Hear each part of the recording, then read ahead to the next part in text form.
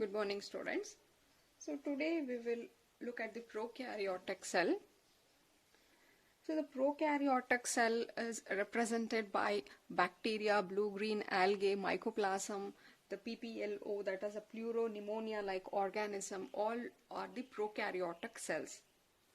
So they are generally smaller than the eukaryotic cells, and also they multiply more rapidly, more faster than the eukaryotic cells.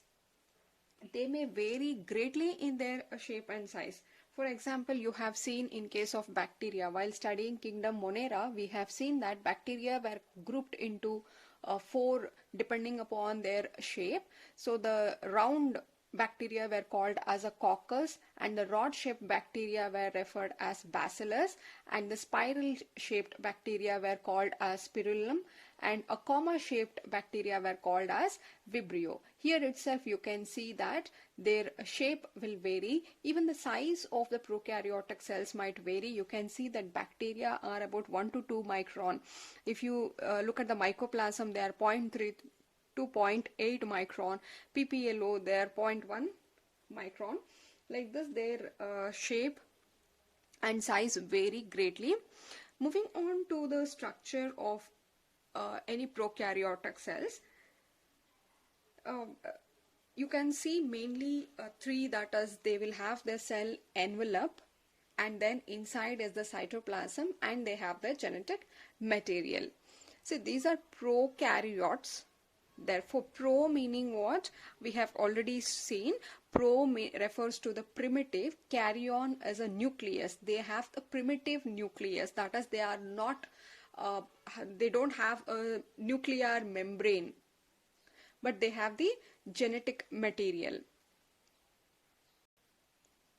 Yes, if you look here, they will have a outer membrane which is called as a plasma membrane or cell membrane.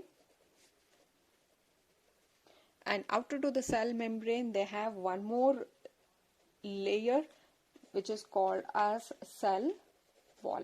So all prokaryotic cells will have this cell wall surrounding the cell membrane.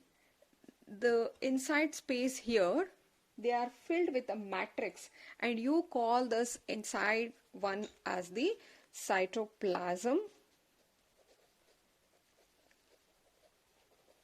Here it is filled with the matrix.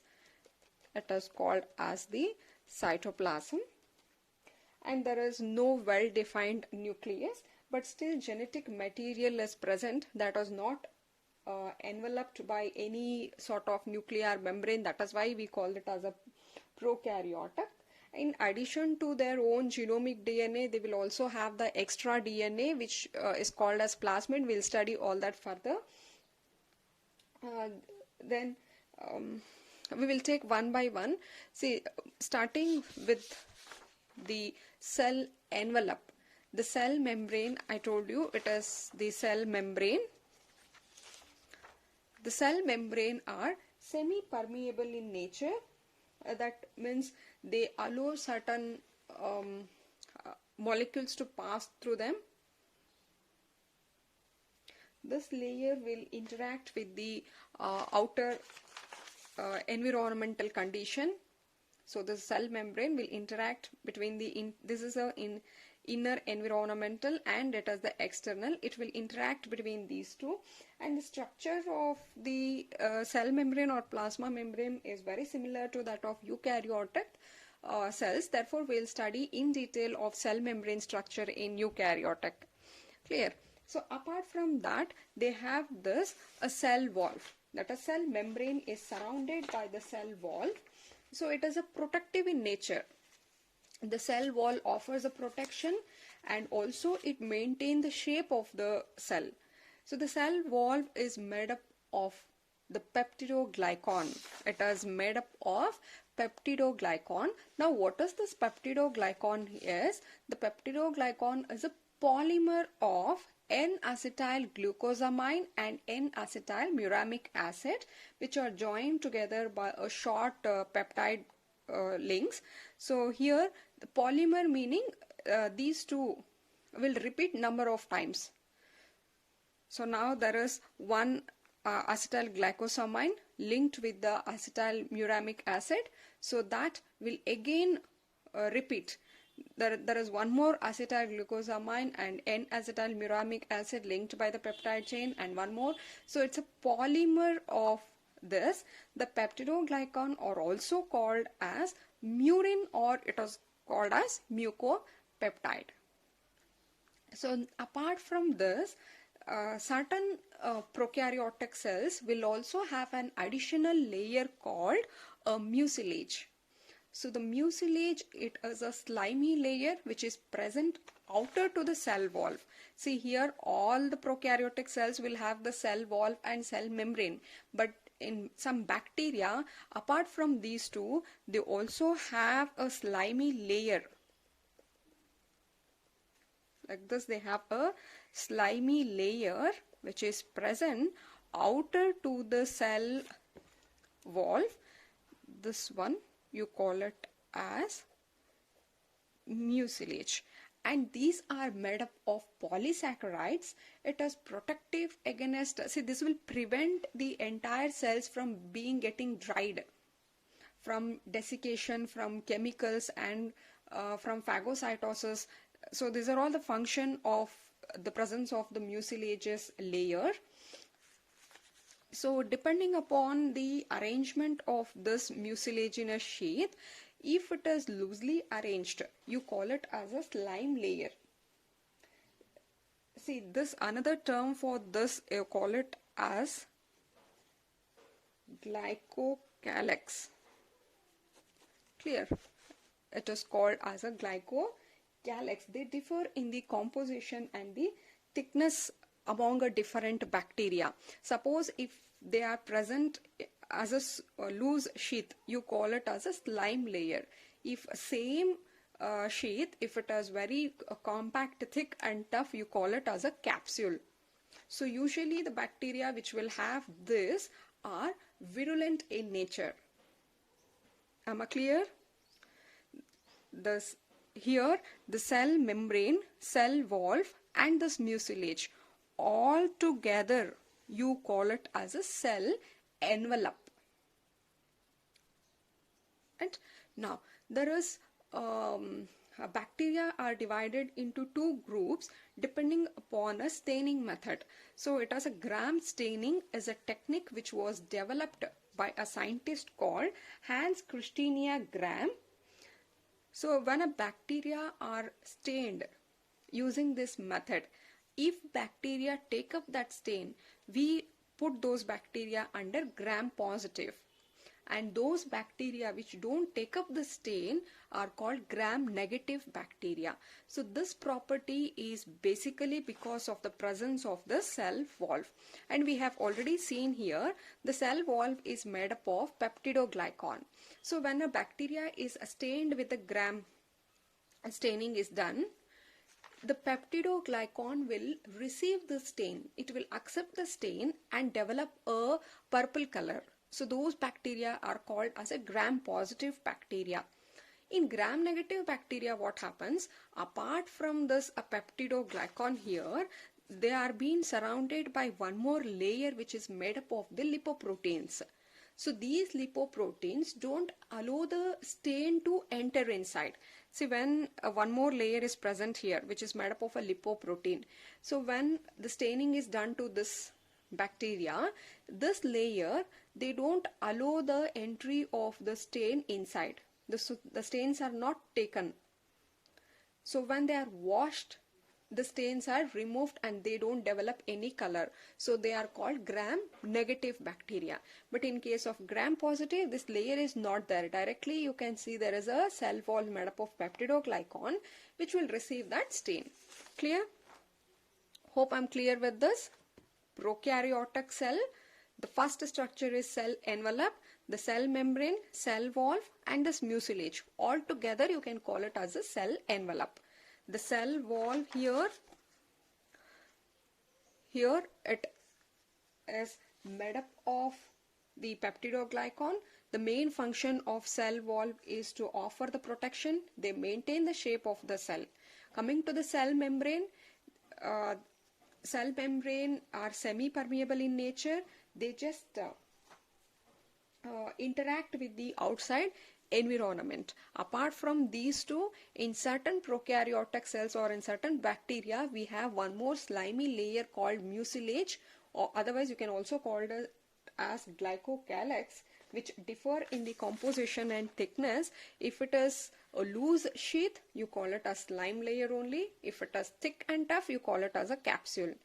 And depending upon the gram staining, bacteria are of two types, gram positive and gram negative. The next here is the cytoplasm. So I told you, so here this is a colloidal complex made up of inorganic and organic molecules which contain many glycogen granules, lipid droplets, etc. are found here. So this you call it as a cytoplasm. It is inside the cytoplasm we find various other structures which are present, but there are no membrane bound organelles. Previously only we have seen here that the prokaryotes don't have the membrane bound organelles. They don't have the endoplasmic reticulum, Golgi, mitochondria, vacuoles. These are all not present in the prokaryotes. But they have certain structure called here mesosomes. So they are the foldings from the cell membrane. If you see the cell membrane are folded inwards like this, or in some books they have given like this. They are folded inwards like this, and these structures are called mesosome. So mesosome mainly they help in the respiration. They help in the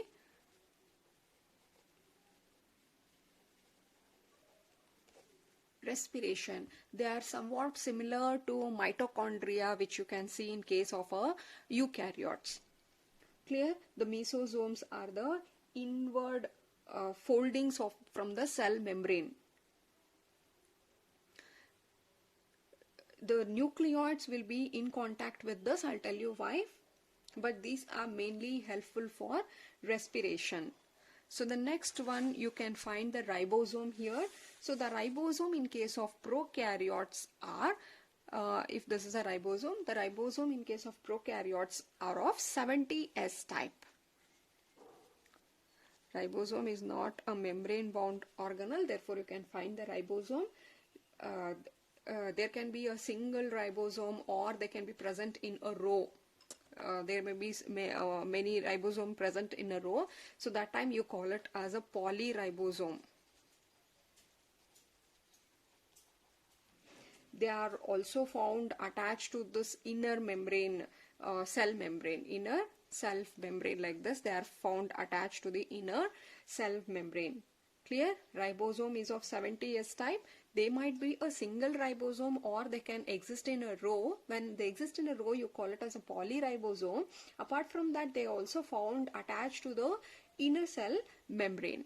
And next is, you can find this inclusion bodies. See, there are various types of inclusion bodies found in case of prokaryotes. These inclusion may be meant for storing food. So food reserve, mainly it is the glycogen, and they may be the inorganic granules like polyphosphate granules, sulfur granules, etc. They are also called as metachromatic granules, which take up different basic style, so we don't need all that. So you can find some inorganic granules, and you can also find the gas vacuoles. They are the protein membrane bound spherical structure permeable to atmospheric gases. They can exchange. They keep the bacteria floating and protect them against the harmful radiation. So these gas vacuoles. So these are certain inclusion bodies which are found in the prokaryotic or the bacteria cells. Clear? Moving on to the plasmid. See, apart from their own genomic DNA or genetic material, the bacteria will have the extra chromosomes, extra circular chromosomes, which are called as plasmid.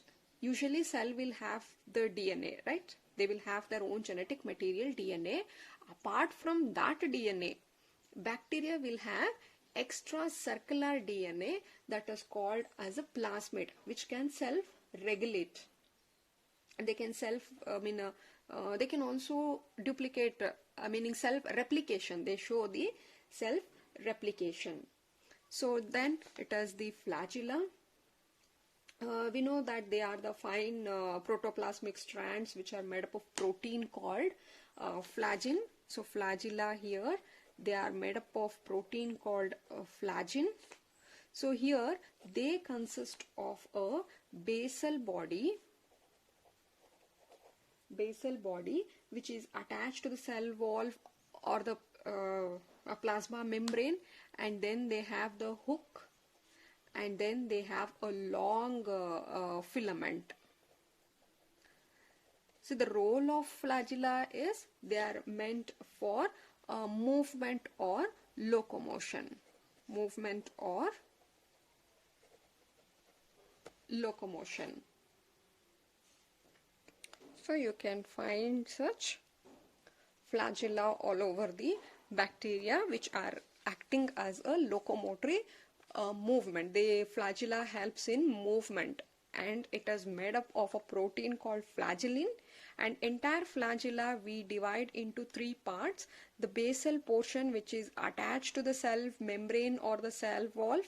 There will be a hook, and this extended part you call it as a filament. Clear?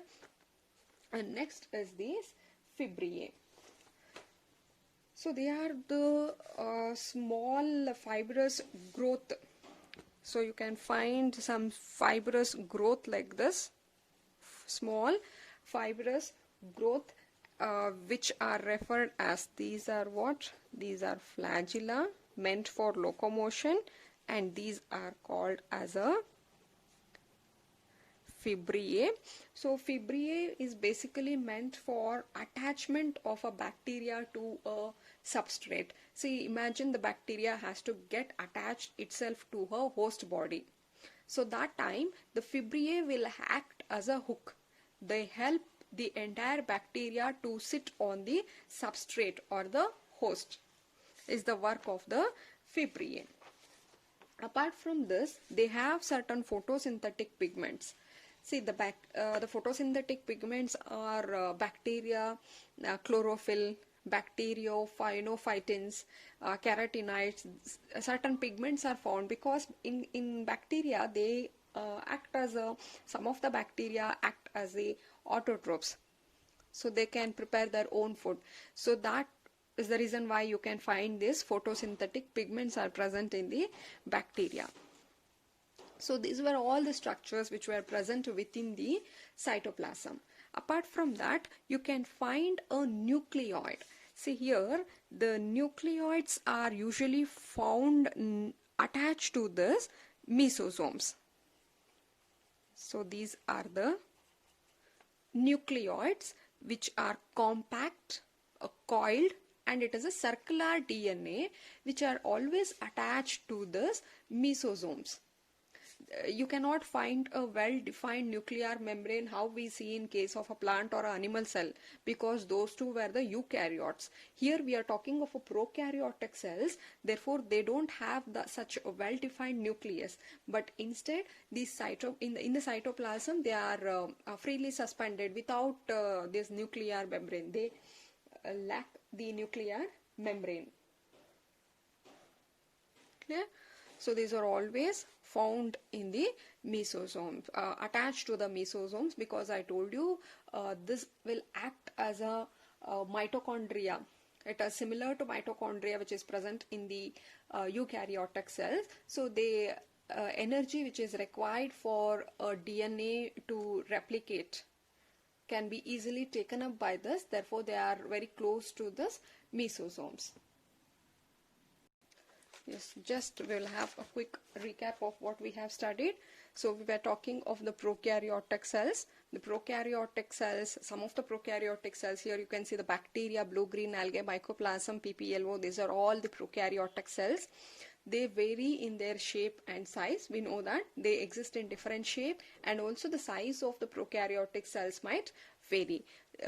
When we see the structure of the prokaryotic cells, we can study them under three group. That is, one, it is their cell envelope, second one is a cytoplasm, and lastly we will see at the nucleoids. In the cell envelope, the cell membrane. So this membrane here, the cell membrane, outer to that you have the cell wall, and some of the bacteria will also have additional layer called mucilage or glycocalyx. So these three together you call it as a cell envelope. So depending upon the gram staining, you divide the bacteria into gram positive bacteria and gram negative bacteria. Clear? In the cytoplasm we can find structures like mesosomes. Very important here, mesosomes, because they help in the cell wall formation, the DNA replication. That is the reason I told you the nucleoids are present very close to the mesosomes, because they help the DNA to get replicate. So they help in the DNA replication and distribution of daughter cell. Please refer this very important one. And apart from that, they help in the replication also. So the functions of, or else I'll write here, functions of mesosomes, they help in cell wall formation, DNA replication,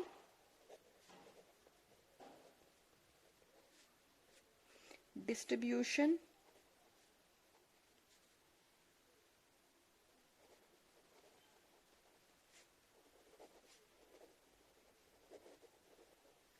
of daughter cell. Second, they help in respiration,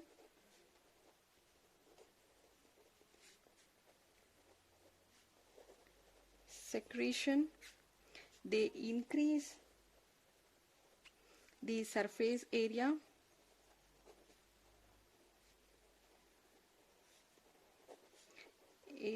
of plasma membrane, and also the enzymatic content. So these are all the functions of the mesosomes.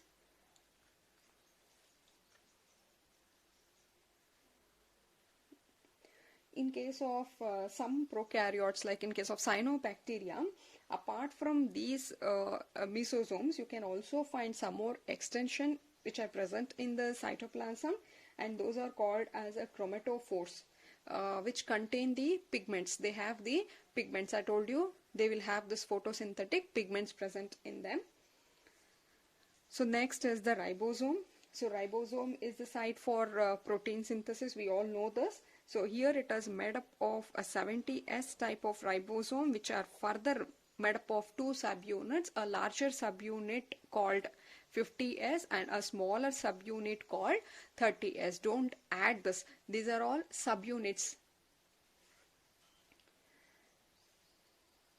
So ribosome can exist as a single, or they can exist in a row. When they exist in a row, you call it as a polyribosome, or simply you can call them as a polysomes. So the ribosomes of the polysome, they are needed for translating mRNA into a protein. This you will study in your higher classes, right? Then you can find many inclusion bodies to store the food materials. Mainly I told you it is the glycogen, and some have the inorganic granules like phosphate granules, sulfur, glycogen granules are all present. Then the gas vacuoles are found. Clear? And apart from its genomic DNA, they have the extra DNA, extra circular DNA, which are called as a plasmid. Then flagella is a locomotory structure which helps in the movement, made up of a protein called a flagellin. They are composed of three parts called a basal part, hook and filament. Clear? And you have the fibriae. These are the small fibrous growth which are helpful for attaching the bacteria onto the host, and I told you they have this photosynthetic filament. So apart from all this, there are the compact coiled circular DNA which are attached to this mesosomes. They don't have this envelope. So this is all about the prokaryotic cell. In the next video, we'll take up the eukaryotic cell. Clear? Yes, thank you.